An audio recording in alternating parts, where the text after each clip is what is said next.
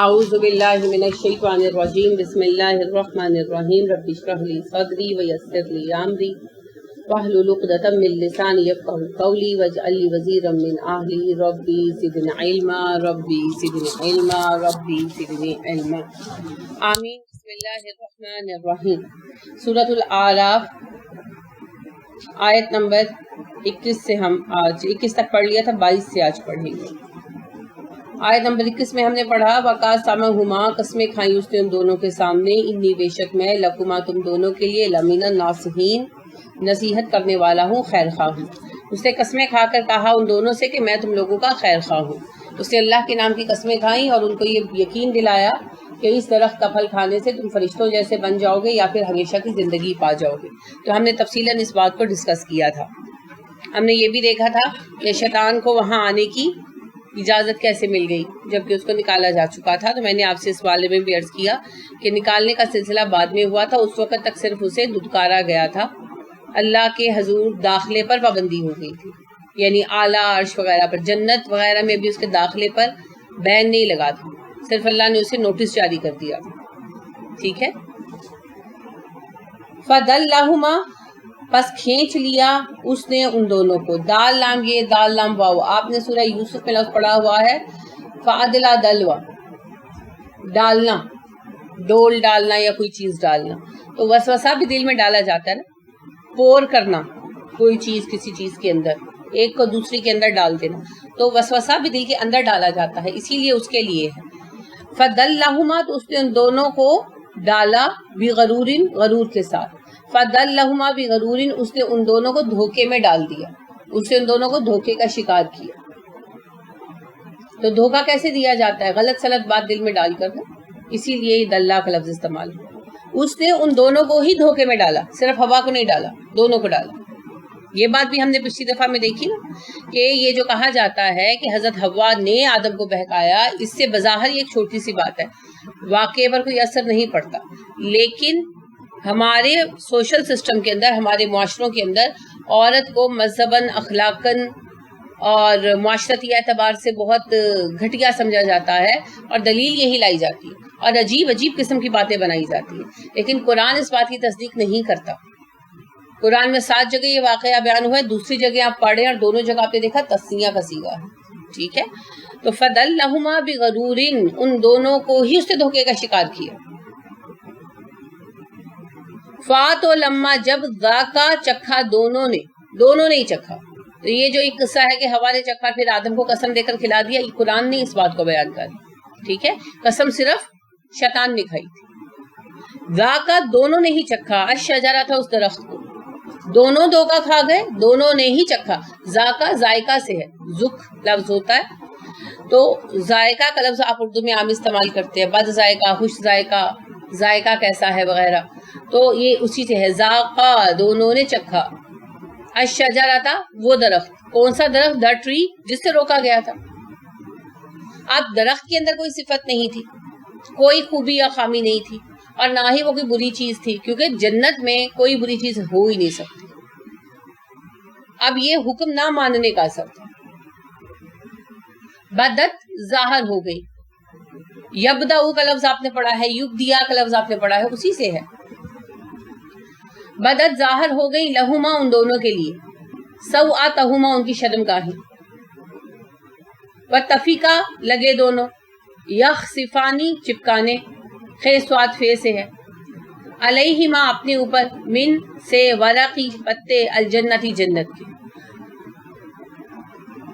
جیسے ہی انہوں نے درخت کا پھل چکھا ان دونوں کی شرمگاہیں کھل گئیں اور وہ دونوں اپنے اوپر درخت کے پتے چپکانے لگے، ٹھیک ہے۔ اب پھر وہی بات میں دہراؤں گی کہ درخت میں کوئی اثر نہیں تھا، یہ نافرمانی کی سزا تھی۔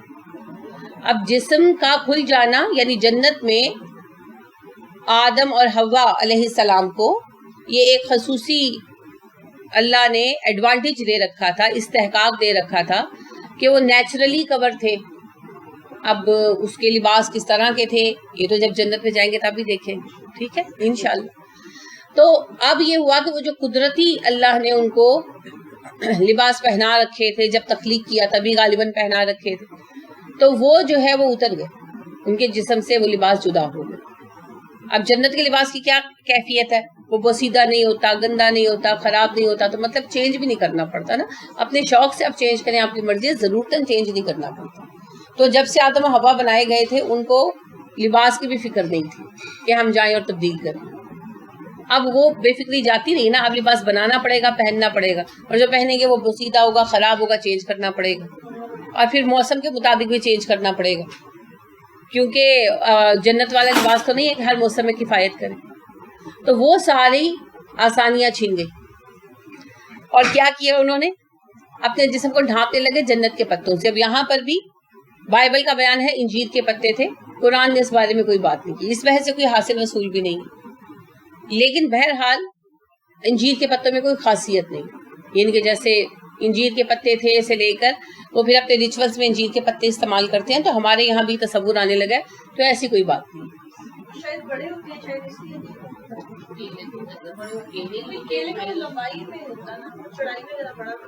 دیکھیں بنیادی بات یہ ہے کہ ان کو جو درخت قریب نظر آیا ہوگا، ہو سکتا ہے انجیر ہی کے درخت کے نیچے کھڑے ہوں.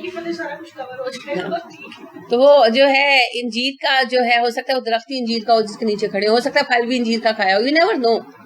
جو قریب ترین، دیکھیں اگر آپ سوچیں ایک لمحے کے لیے کہ خدا نہ خواستہ کسی وقت آپ بے ستر ہو جائیں، تو آپ کیا کریں گے؟ جو نیئرسٹ چیز ہوگی اس کو لے لیں گے. اس وقت آپ یہ نہیں دیکھیں گے کہ یہ چادر گندی ہے، اس کے اوپر داغ لگا ہوا ہے. اس وقت جو آپ کے ہاتھ آئے گا ہے نا، چاہے وہ فرش پر مارنے کی تپڑی کیوں نہ ہو، یو ول یوز اٹ. تو یہی بات ہے کہ اس وقت جب ان کے اوپر شرم کا حملہ ہوا اور ایسی کیفیت کا ان کا سامنا کرنا پڑا، تو جو سامنے تھا، تو مجھے تو غالب گمان یہ لگتا ہے کہ غالباً وہ انجیر ہی کے درخت کے نیچے تھے، اور غالباً پھل بھی انہوں نے اسی کا کھایا تھا، کیونکہ قریب نیئرسٹ اسی کے ہو سکتے ہیں نا. تو اسی وقت ان کے سامنے یہ حادثہ پیش آیا، تو اسی کے درخت پتوں سے اپنے آپ کو ڈھانپنے لگے. تو یہ اس بحث سے کچھ حاصل وصول نہیں ہے. اصل مغز جو ہے وہ تو یہ ہے کہ ہوا کیا اور کیوں ہوا. تو درخت کے پھل میں کچھ نہیں تھا، اللہ کی نافرمانی سے یہ معاملہ پیش آیا. اب اس معاملے میں اللہ کی نافرمانی کے نتیجے میں یہ چیز کیا پیش آئی؟ مشقت. جہاں ہم اللہ کی نافرمانی کرتے ہیں پر مشقت آتی ہے، اور جہاں ہم اللہ کی فرمان برداری کرتے ہیں وہاں سہولت آتی ہے. ہمارے ذہن الٹتے ہیں، ہمیں لگتا ہے کہ ہم نافرمانی کریں گے تو آسانی آئے گی، فرمان برداری کریں گے تو مشقت رہے گی. شیطان یہی پٹی پڑھاتا ہے. لہٰذا عام تصور یہ ہے کہ مومن تو غریب ہوتے ہیں، لاچار ہوتے ہیں، ان کو تو دنیا نہیں ملتی. غلط تصور ہے. جہاں اور جتنی اللہ کی اطاعت کریں گے اتنی اللہ رب کریم کی طرف سے آسانی آئے گی. ٹھیک ہے. تو پہلا قدم کیا ہوا؟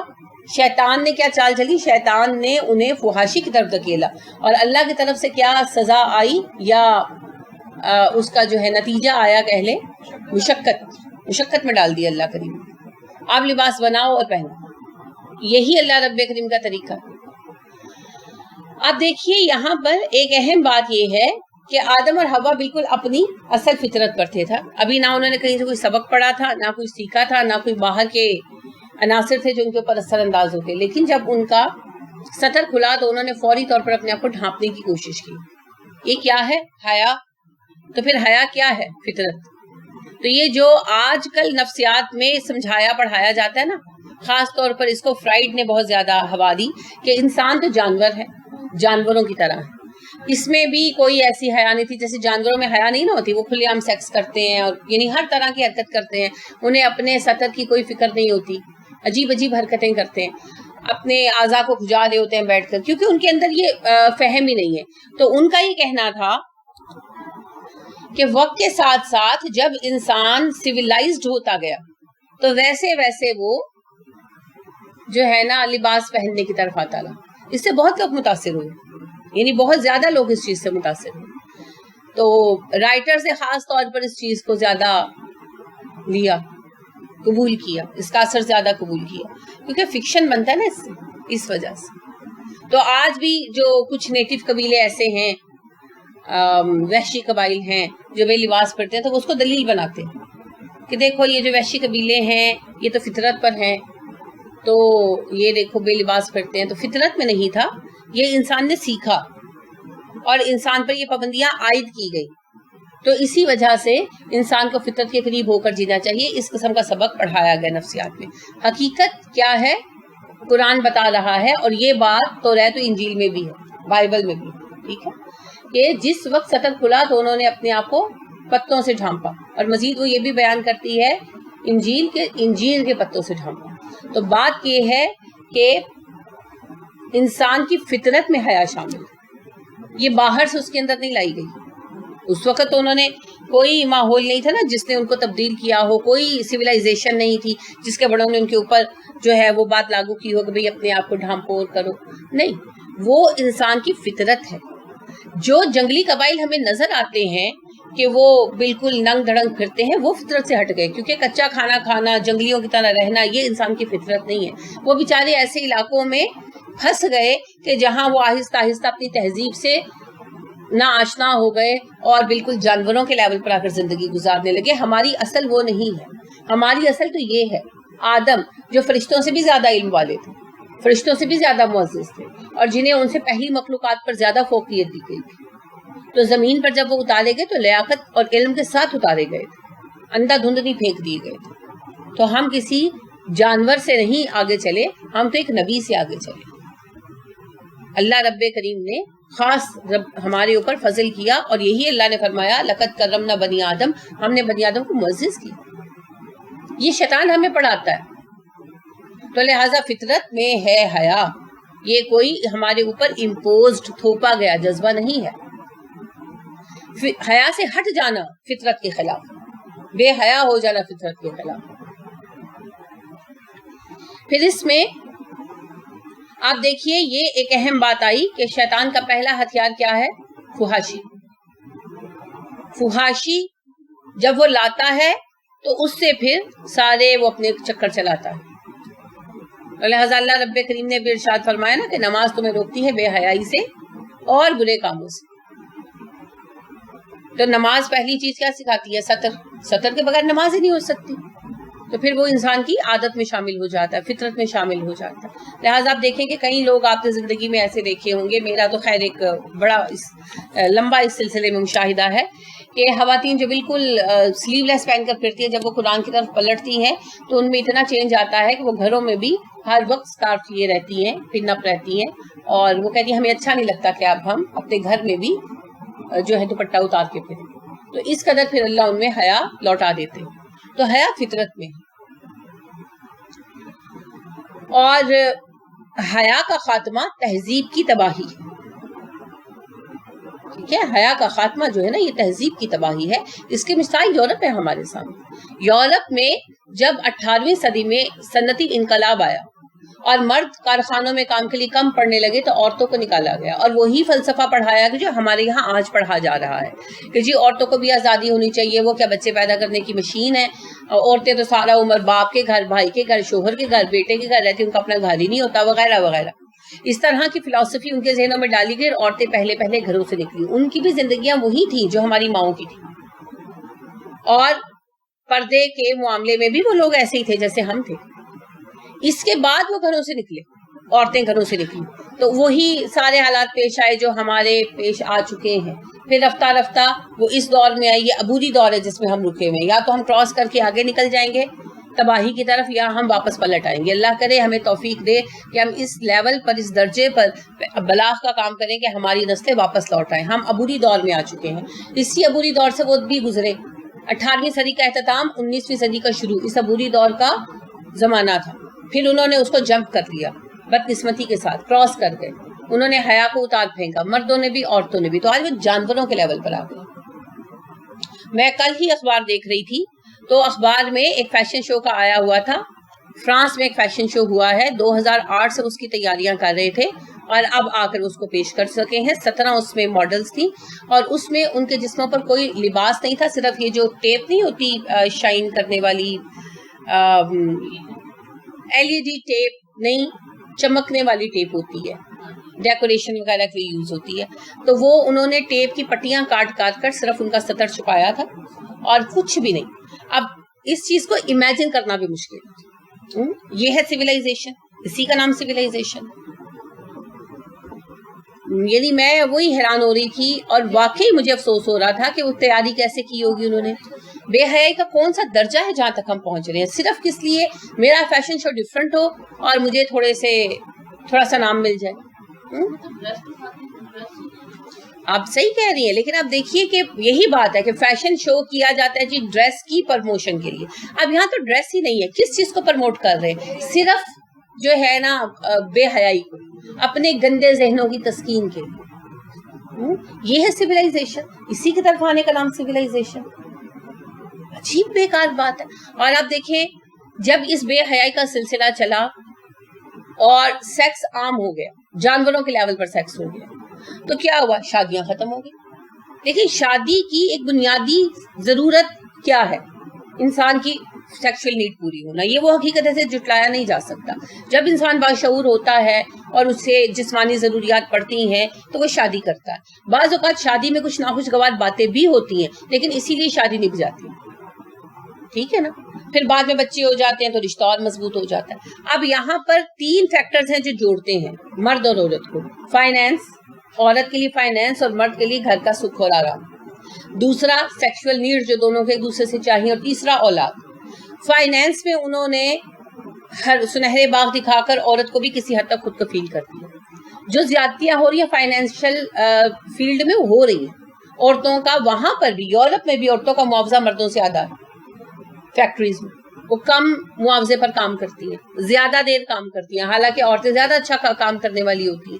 اس کے علاوہ بھی بہت سارے مسائل ہیں, وہ انشاءاللہ جب بات ہوگی عورتوں کے حقوق پر تب بات کریں گے.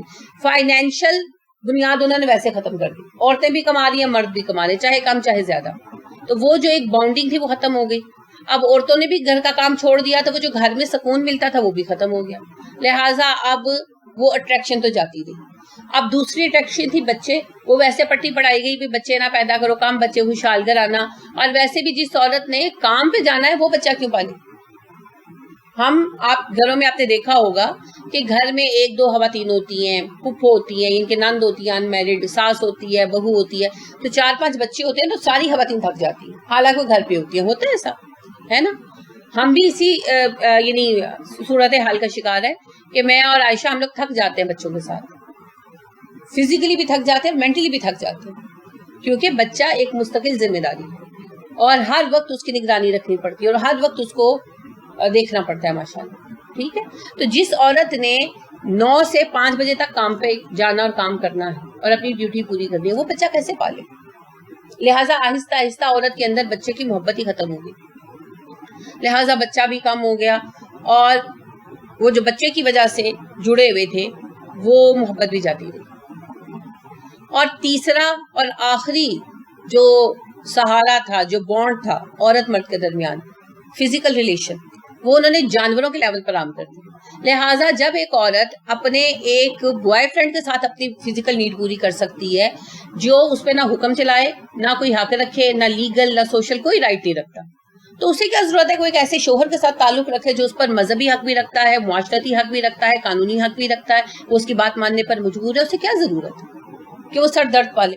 کیونکہ دیکھیں فزیکلی بیسکلی جو ہے میاں اور بیوی دونوں ایک دوسرے کے لیے کہیں نہ کہیں رکاوٹ بنتے ہیں. بیویاں شوہروں کے لیے اور شوہر بیویوں کے لیے کہیں نہ کہیں ذمہ داری بنتے ہیں. اور قدرتی بات ہے بیوی کو یہ ذمہ داری زیادہ محسوس ہوتی ہے, بہت زیادہ قربانی کرنی پڑتی ہے. بالکل. تو بظاہر یہ سب کچھ انہیں اچھا نظر آنے لگا, لہٰذا خاندان ختم ہو گیا, گھر ختم ہو گیا. گھر ختم ہونے کا نتیجہ کیا ہے؟ آج نسلیں ختم ہونے لگ گئی ہیں, نسلیں ختم ہونے لگ گئی ہیں. کل ہی کسی نے مجھے میسج سینڈ کیا, ویسے میں نے ابھی اس کو تحقیق نہیں کیا, دیکھوں گی میں انشاءاللہ, بتاؤں گی آپ کو صحیح ہے یا نہیں, لیکن میسج کی حد تک میں آپ کو بتا رہی ہوں کہ وہ بتا رہے تھے کہ آئس لینڈ میں 15 عورتیں اور 1 مرد کا ریشو ہے اس ٹائم. تو آئس لینڈ کی حکومت بہت ان لوگوں کو فیسیلیٹیٹ کر رہی ہے جو وہاں آئیں اور وہاں کی کسی عورت سے شادی کریں. حتیٰ کہ کوئی اپنے علاقے میں شادی شدہ بھی ہو تو وہ وہاں اگر کسی عورت سے آ کے شادی کرے تو وہ اس کو بھی فیسیلیٹیٹ کرتے ہیں. تو پتہ نہیں وہ کیا کچھ بتا رہے تھے کہ اس کو بیئر فری ہے اور اس کو ٹیکس اتنا کم ہے اور کافی کچھ نہیں وہ بتا رہے تھے کہ فیسیلیٹیٹ کرتے ہیں. تو اب دیکھیں کہ نوبت بہیں جا رسید, اور دوسری طرف وہ باقاعدہ اعداد و شمار لگا کر پریشان ہو رہے ہیں اور اشتہارات بنا رہے ہیں کہ اگلے کچھ سالوں میں 2025 تک 2030 تک نوجوان آبادی اتنی کم ہو جائے گی, عیسائی اور مسلمان نوجوان آبادی اتنی بڑھ جائے گی, تو اب ان کو جو خطرات لاحق ہے ان ساروں کی بنیادی جو ریزن ہے, سبب ہے, وہ ہے بے حیائی. آغاز بے حیائی سے ہوا, یہ پھر سارے اس کے نتائج ہیں. تو ہر تباہی کا آغاز بے حیائی سے ہوتا ہے. تو شیطان نے یہی ہتھیار اپنایا. اچھا یہاں ایک اہم بات جو سمجھنے کی ہے، عیسائیت میں اس آیت سے مفہوم جو لیا گیا، کیونکہ اس میں بھی یہی آیا، انجیل میں بھی، کہ جب انہوں نے اس درخت کا پھل کھایا تو ان کے سطر کھل گئے. تو انہوں نے اس بات کا یہ مفہوم نکالا کہ پہلی مرتبہ آدم و حوا نے ایک دوسرے کے نیکڈ باڈیز کو دیکھا اور سیکس کیا، تو اسی لیے وہ سیکشول ریلیشن کو بہت قابل نفرت سمجھتے اور شادی کو بہت برا سمجھتے ہیں. اسی لیے ان کے ہاں یہ اصول چلا کہ جو مذہبی افراد ہیں وہ شادیاں نہیں کرتے، جو فادرز ہیں، جو ننز ہیں، وہ شادیاں نہیں کرتے اور راہبانہ زندگی بسر کرتے ہیں، تجرد کی زندگی بسر کرتے ہیں. اور شادی کرنے کو ایک تو ناجائز فزیکل ریلیشن ہے، وہ تو ہے ہی بری بات نہیں، شادی کرنے کو اور نارمل فزیکل ریلیشن کو بہت برا سمجھا گیا، عورت کو بہت برا سمجھا گیا، ٹھیک ہے، اور عورت کو شیطان کا اعلی کار قرار دیا گیا کہ عورت شیطان کی اعلی کار ہے، شیطان عورت کے ذریعے اٹیک کرتا ہے وغیرہ. اب اس کی وجہ سے جو مذہبی طبقہ تھا عیسائیوں میں، اس میں شادی کے خلاف نفرت ہوئی، اور عوام جو شادیاں کرتے ہیں وہ بھی شادی کو اچھا نہیں سمجھتے، ٹھیک ہے، یعنی شادی کرتے ہیں کہ بھئی ایک مجبوری ہے، ایک ضرورت ہے، مگر فزیکل ریلیشن کو اچھا نہیں سمجھتے، ناگواری کے ساتھ نبھاتے، ٹھیک. انہی سے یہ تصور ہمارے ہاں آیا، تصوف میں اور صوفیزم میں آ کر رائج ہوا، اور ترک دنیا کی روایت بھی انہی سے آئی اور شادی کے متعلق ناگواری بھی. یہ ہمارا تصور نہیں ہے. لہٰذا جو بھی صوفی گروہ جو ہیں اس پر رائج ہیں، اس پر چلتے ہیں، ان کا طریقہ درست نہیں ہے، چاہے ان کا نام کتنا بھی بڑا. اس کی ایک مثال میں پیش کروں گی، جیسے علی حجویری صاحب، عثمان بن علی حجویری صاحب، تو ان کی کتاب کشف المحجوب بڑی مانی جاتی ہے، لوگ بڑا پیش کرتے ہیں ایک دوسرے کو. کشف المحجوب کا مقدمہ ہی پڑھ لیں، ٹھیک ہے. تو اس میں وہ فرماتے ہیں، علی بن عثمان حجویری صاحب فرماتے ہیں کہ میری پہلی شادی ہوئی اور بیوی مر گئی، تو میرے والدین نے دوسری شادی کر دی، تو میں نہیں چاہتا تھا مگر والدین کی نافرمانی کے گناہ سے بچنے کے لیے شادی کر لی. تو قریب تھا کہ میرا ایمان تباہ ہو جاتا، اللہ نے مجھ پر فضل کر میری دوسری بیوی بھی مر گئی. انا للہ و انا الیہ راجعون. اور آپ دیکھیے یہ ان کی سوچ ہے. اور ہمارے نبی صلی اللہ علیہ وسلم کیا فرماتے ہیں، دنیا میں دو چیزیں میرے لیے پسندیدہ بنا دی گئی، ایک خوشبو اور دوسری عورتیں، الطیب والنساء. اور آپ صلی اللہ علیہ وسلم سے جب عمر بن العاص رضی اللہ عنہ نے پوچھا کہ آپ کو دنیا میں سب سے محبوب کون ہے، تو آپ نے کہا عائشہ. اور آپ اپنی زندگی میں کسی کو یاد کیا کرتے تھے تو خدیجہ کو، کہ اماں عائشہ صدیقہ رضی اللہ تعالیٰ عنہ کہتی ہیں جتنا رشک مجھے اماں خدیجہ پر آتا تھا کسی پر نہیں آتا تھا، حالانکہ میں نے انہیں دیکھا نہیں، یعنی ان کے ساتھ رہی نہیں، ویسے تو دیکھا ہوگا غالباً کبھی. تو آپ صلی اللہ علیہ وسلم اپنی مر چکی بیوی کو یاد کیا کرتے تھے. اور دنیا میں آپ کو سب سے زیادہ محبوب کون تھی؟ عائشہ. اور آپ صلی اللہ علیہ وآلہ وسلم کی ایک سے زیادہ بیویاں تھیں، اور آپ صلی اللہ علیہ وسلم اپنی سب بیویوں سے پیار کرتے تھے. حضرت زینب بنت جحش سے جب آپ کی شادی ہوئی تو آپ صلی اللہ علیہ وسلم نے 3 دن کا ولیمہ رکھا، یعنی کہ 3 دن جو ہے کھانا کھلایا، اور اس سے زیادہ کسی کا اچھا ولیمہ نہیں کیا کہ آپ کو اتنی خوشی ہوئی. اور زینب بہت خوبصورت عورت تھی. حضرت زینب بنت جحش جو ہیں آپ صلی اللہ علیہ وسلم کی کزن تھی نا، تو وہ بڑی خوبصورت خاتون تھی. اور اماں عائشہ خود کہتی ہیں کہ عورتوں میں یعنی ساتھی بیویوں میں میرا سب سے زیادہ مقابلہ زینب کے ساتھ ہوتا تھا، کیونکہ وہ بہت خوبصورت تھی اور آپ کو پسند تھی، تو آپس میں ایک مقابلہ سن کا رہتا تھا. تو آپ صلی اللہ علیہ وسلم کو اپنی سب بیویاں پسند تھیں. اور جب اللہ رب کریم نے رسول اکرم صلی اللہ علیہ وسلم کو روکا مزید شادیوں سے، تو کیا کہا؟ اگر آپ کو کوئی عورت پسند آ بھی جائے تب بھی آپ نے شادی نہیں کرنی، یہی کہا نا. تو آپ یہ دیکھیے کہ یہ ہمارے نبی صلی اللہ علیہ وآلہ وسلم کہہ رہے ہیں. اور آپ صلی اللہ علیہ وسلم نے کیا کہا؟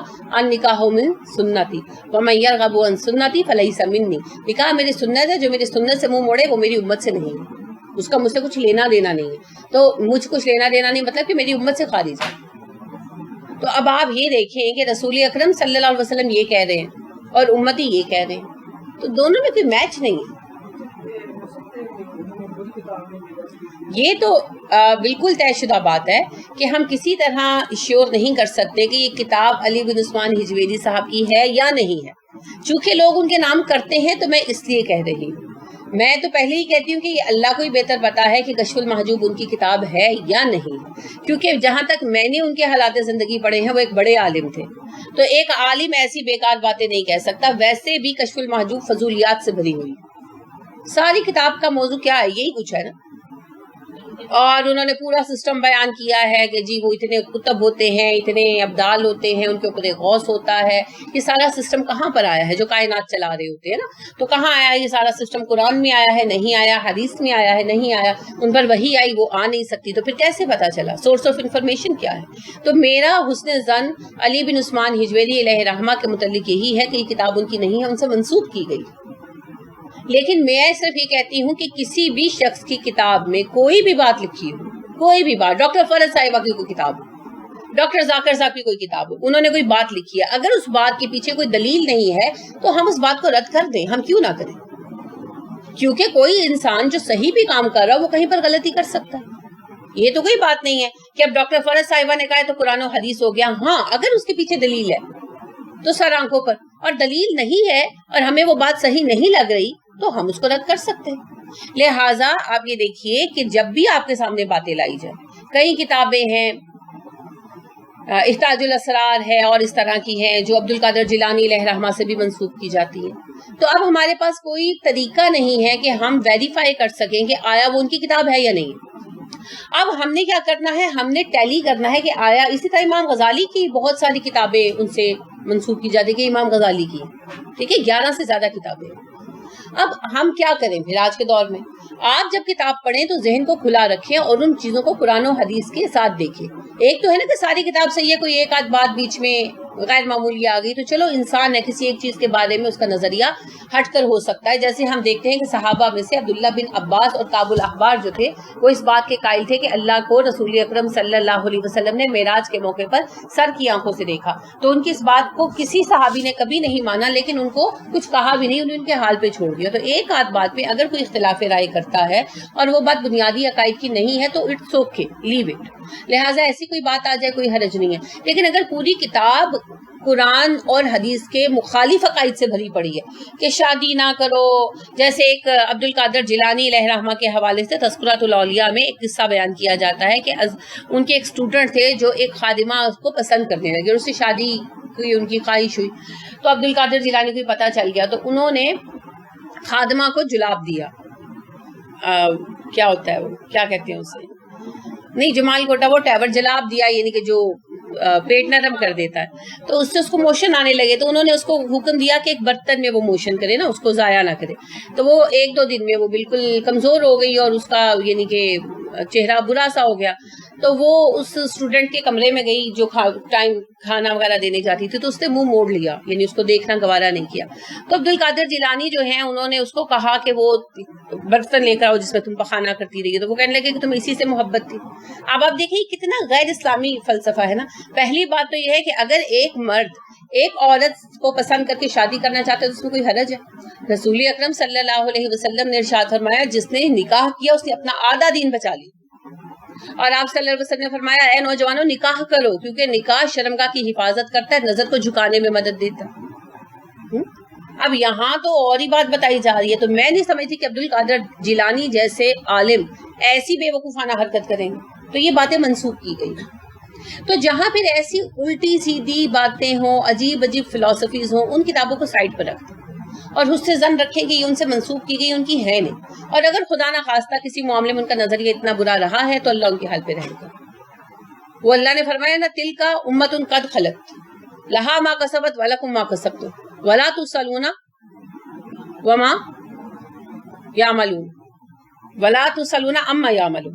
تم سے یہ سوال نہیں ہوگا وہ کیا کرتے تھے. یہ گروہ ہے جو تم سے پہلے گزرا ہے، انہوں نے جو کیا اس کا نتیجہ ان کے لیے ہے، جو تم کرو گے اس کے نتائج تمہارے لیے ہیں. تم سے یہ نہیں پوچھا جانا ان کے اعمال کیا.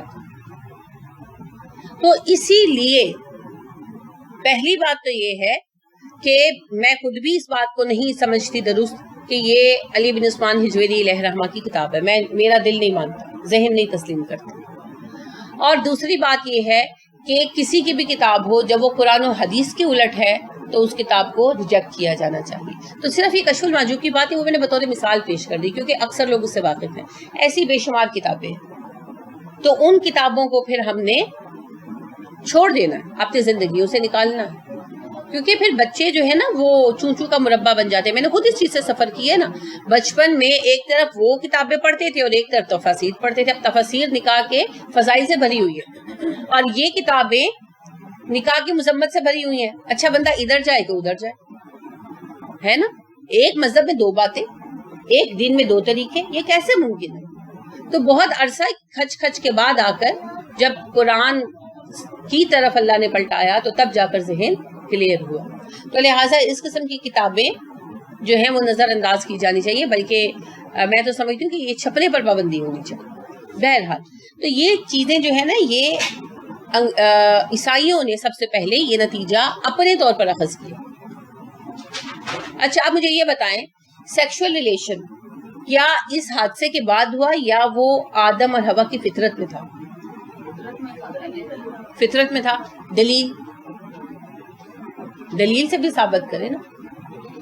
تبھی تو اللہ تعالیٰ نے آدم سے حوا کو نکالا تھا، وہ اکیلے تھے تو نہیں ان کا دل لگا تھا، جنت سب کچھ ہونے کے باوجود تو پارٹنر چاہیے تھا. کچھ پریشر لگی ہوگی، ایک طرح لوگوں کو محسوس ہوگی.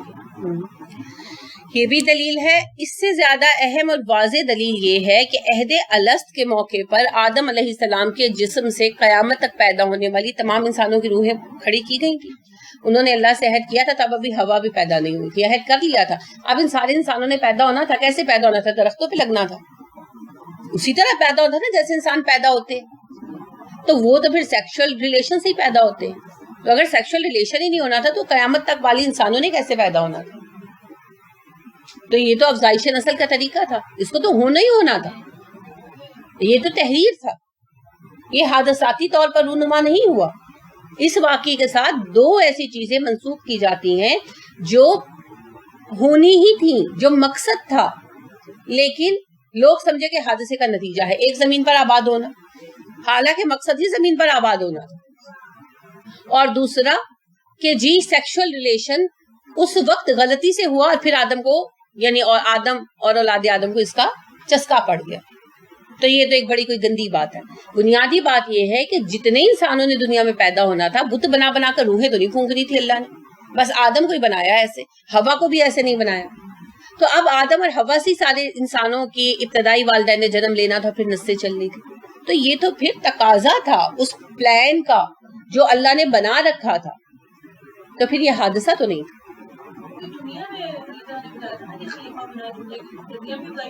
دنیا میں افزائش ہونی تھی، اسی طریقے سے ہونی تھی. بالکل. تو لہٰذا وہ سب ہو ہی نہیں سکتا تھا نا. یہ نیچرل وے آف برتھ ہونا تھا. تو اس کے لیے تو پھر وہی سب کچھ چاہیے. ایک عیسیٰ علیہ السلام بغیر باپ کے پیدا ہوئے تو انسانوں سے آج تک وہ ہضم نہیں ہوا ہے نا. طرح طرح کی باتیں بنا دے، آج تک بنا دے. تو پھر کیسے ممکن؟ لہٰذا یہ سب کچھ پلانڈ تھا. اور کہیں سے یہ ثابت نہیں ہوتا کہ حضرت حوا اور حضرت آدم علیہ السلام کے مابین فزیکل ریلیشن پہلی دفعہ تب بھی ہوا تھا. نو ون نوز. ٹھیک ہے. تو یہ بیکار کی باتیں، یہ بالکل بیکار کی باتیں ہیں. جس طرح آپ نے احکام پڑھے نا انعام میں کہ حرام چیز سے نفرت کرو اور حلال چیز سے نفرت کو اللہ نے بہت برا کہا، ڈانٹا ڈپٹا اس پر کہ اگر مجھ پر ایمان رکھتے ہو تو حلال کیوں نہیں کھاتے. اسی طرح حرام ریلیشن بہت گندی چیز ہے، اس سے کوسوں دور بھاگے اور حلال ریلیشن کو پسند کریں. میاں بیوی کا جو تعلق ہے اس میں محبت ہونی چاہیے، اس میں خوشی ہونی چاہیے، اس میں ناگواری نہیں ہونی چاہیے. کیونکہ رسول اکرم صلی اللہ علیہ وسلم جو ہمارے رول ماڈل ہیں وہ اپنی بیویوں کے پاس خوشی سے آتے تھے، ناگواری سے نہیں آتے تھے، مارے باندھے نہیں آتے تھے. تو اس میں خوشگواری ہونی چاہیے تاکہ ذہنی سکون حاصل ہو. تو مولانا مودودی بہت صحیح بات کہتے ہیں اسی بحث میں. وہ کہتے ہیں کہ ہمارے یہاں یہ ذہن تصوف کی وجہ سے اتنا شدید بن چکا ہے کہ میاں بیوی کے ریلیشن بھی لوگ مجبوراً ادا کرتے ہیں، محض اسے ایک گندی ضرورت سمجھ کر. لیکن ایسا نہیں. ٹھیک ہے. تو یہ جو اس کا نتیجہ نکالا عیسائیوں نے وہ ٹریپ ہوئے شیطان کے ہاتھ. بدقسمتی سے ہمارے یہاں بھی صوفیاء کا طبقہ اسی سلسلے میں ٹریپ ہوا اور وہاں سے یہ خیالات ہمارے یہاں بھی پھیلے. تو ہم بہت برا سمجھتے ہیں. آپ کو پتہ ہے عربوں کے خلاف ایک بڑی ایلیگیشن ہم لوگ کیا لگاتے ہیں، 4 بیاہ کرتے ہیں. تو بھائی وہ افورڈ کرتے ہیں، آپ کو کیا مسئلہ ہے؟ لیکن نہیں، بہت برا لگتا ہے لوگ جنہوں نے 4 شادیاں کر رہے وہ تو بڑے کمینے لوگ ہیں. اچھا اس میں کمینہ پن کہاں سے آ گیا؟ جس چیز کو اللہ نے حلال کہا وہ حلال ہے، کمینہ پن کہاں سے آ گیا؟ تو یہ اصل میں ہماری ثقافت کے اثرات ہیں اور ہمارے تصوف کے اثرات ہیں. اس قسم کا کوئی نتیجہ اس سے نہیں نکلتا. وَنَادَاهُمَا پکارا ان دونوں کو، ربہما ان کے رب نے. جب انہوں نے اپنے جسم کو پتوں سے ڈھانپنے کی کوشش کر رہے تھے تبھی ان کے رب نے ان کو مخاطب کی. علم کیا نہیں، ان حکما میں نے روکا تم دونوں کو، ان سے، تلکما اس سے، الشجرتی درخت سے. ان دونوں کے رب نے ان دونوں کو پکارا اور ان دونوں سے کہا کہ کیا میں نے تم دونوں کو اس درخت کے پاس آنے سے نہیں روکا تھا؟ غلطی دونوں کی تھی، خطاب دونوں سے تھا اور منع بھی دونوں کو کیا گیا تھا. وَأَقُلْ اور کیا میں نے نہیں کہا تھا، لَكُمَا تم دونوں سے، ان الشیطان کہ شیطان، لَكُمَا تم دونوں کا عدو مبین کھلا دشمن ہے. کیا میں نے تم دونوں سے یہ بات نہیں کہی تھی کہ شیطان تم دونوں کا کھلا دشمن ہے؟ اب اس میں ایک فرق ہے، آدم آئی وٹنس سے سارے واقعے کے، ہوا نہیں تھی، ہے نا. ہوا تو لسنر تھی، ہوا کو سارا قصہ آدم علیہ السلام نے سنایا ہوگا، لیکن آدم خود موجود تھے اور آدم علیہ السلام کی موجودگی میں سب کچھ ہوا تھا. کالا ان دونوں نے کہا. اچھا آپ دیکھیے یہاں پر ایک اور بات کہ جس وقت ان کے جسم سے پتے لباس اترا تو وہ فوری طور پر جسم ڈھانپنے میں لگ گئے، سیکشل ریلیشن میں نہیں لگ گئے. یہاں سے بھی عیسائی مفروضہ جو ہے نا وہ غلط ثابت ہو جاتا ہے کہ فوری فکر ان کو کیا پڑی، ہم اپنا جسم ڈھانپ لیں، اور فوراً ہی اللہ رب کریم نے ان کی پکڑ کی، فوراً ان سے بات کی. دونوں ہی تھے بالکل، بالکل تب بھی شعور تھا اور تب بھی ان کو یعنی حیا تھی، یہ سب کچھ نیچرل تھا. تو لہٰذا فوری طور پر تو وہ جسم چھپانے میں لگ گئے، فوری طور پر یعنی وہ اس قدر کوئی جو ہے وہ شہوت والے نہیں تھے کہ فوری طور پر جو ہے وہ سیکشل ریلیشن میں مگن ہو گئے. تو یہ بات تو خود آدم اور حوا کے خلاف جاتی ہے علیہ السلام، ان کے مرتبے کے خلاف جاتی ہے. تو یہاں سے بھی یہ ساری تھیوری جو عیسائیت کی نا غلط ثابت ہوتی ہے، اس کی کوئی دلیل نہیں.